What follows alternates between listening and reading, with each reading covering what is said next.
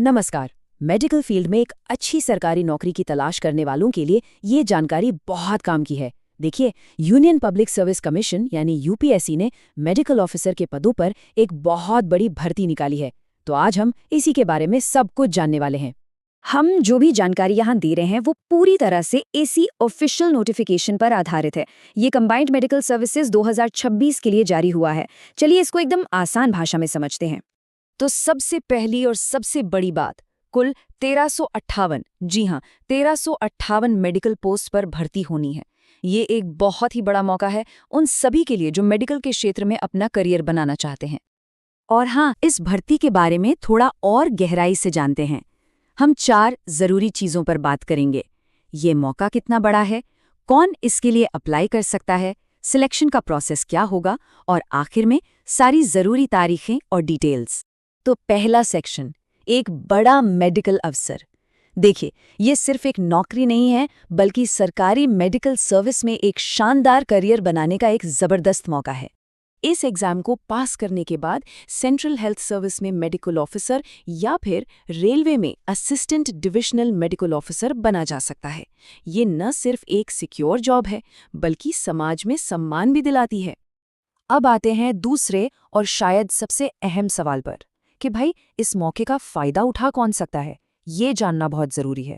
तो एलिजिबिलिटी की शर्तें क्या हैं? सबसे पहले एक रिकॉग्नाइज्ड इंस्टीट्यूशन से एमबीबीएस की डिग्री होनी जरूरी है। और हाँ, इसमें रिटन और प्रैक्टिकल दोनों एग्जाम्स पास होने चाहिए।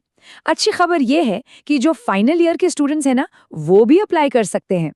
उम्र की बात करें तो 1 अगस्त 2026 को उम्र 32 साल से कम होनी चाहिए। और हाँ, रिजर्व्ड कैटेगरीज के लिए उम्र में छूट भी है। अब बात करते हैं सबसे जरूरी हिस्से की, सिलेक्शन होगा कैसे।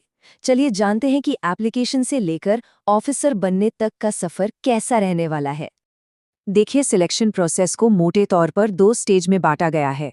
पहले एक रिटन एग्जाम होगा और फिर जो लोग इसमें पास होंगे उन्हें एक पर्सनैलिटी टेस्ट या कह लें इंटरव्यू के लिए बुलाया जाएगा। सबसे पहले होगा रिटन एग्जाम। ये कंप्यूटर पर होगा और इसके टोटल मार्क्स होंगे 500। इसे 2 पेपर्स में बांटा गया है ताकि मेडिकल नॉलेज को अच्छी तरह से परखा जा सके। अच्छा, अब इस रिटन एग्जाम का पूरा स्ट्रक्चर देख लेते हैं। पेपर 1 जो 250 नंबर का है, उसमें जनरल मेडिसिन और पीडियाट्रिक से 120 सवाल होंगे। और ठीक इसी तरह पेपर 2 में सर्जरी, गायनेकोलॉजी और ऑब्स्टेट्रिक्स और प्रिवेंटिव एंड सोशल मेडिसिन से भी 250 नंबर के 120 सवाल ही पूछे जाएंगे। जो भी रिटन एग्जाम में क्वालिफाई करेंगे उन्हें 100 नंबर के पर्सनालिटी टेस्ट या इंटरव्यू के लिए बुलाया जाएगा। ये दूसरा और आखिरी स्टेज है। Final merit list written exam और इंटरव्यू दोनों में मिले कुल मार्क्स को मिलाकर ही तैयार होगी। चलिए, अब आते हैं कुछ बहुत ही जरूरी जानकारी पर, वो तारीखें और बातें जिन्हें बिल्कुल नहीं भूलना है ताकि ये सुनहरा मौका हाथ से न चला जाए।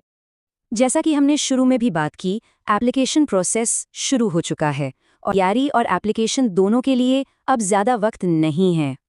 तो सवाल ये है कि क्या मेडिकल के क्षेत्र में देश की सेवा करने के लिए अगला कदम उठाने की तैयारी है? ये वाकई एक बहुत अच्छा मौका है जिस पर जरूर सोचना चाहिए। तो बस याद रखिए, 13,558 पद और आका सार हैं और इन पर फौरन ध्यान देना होगा।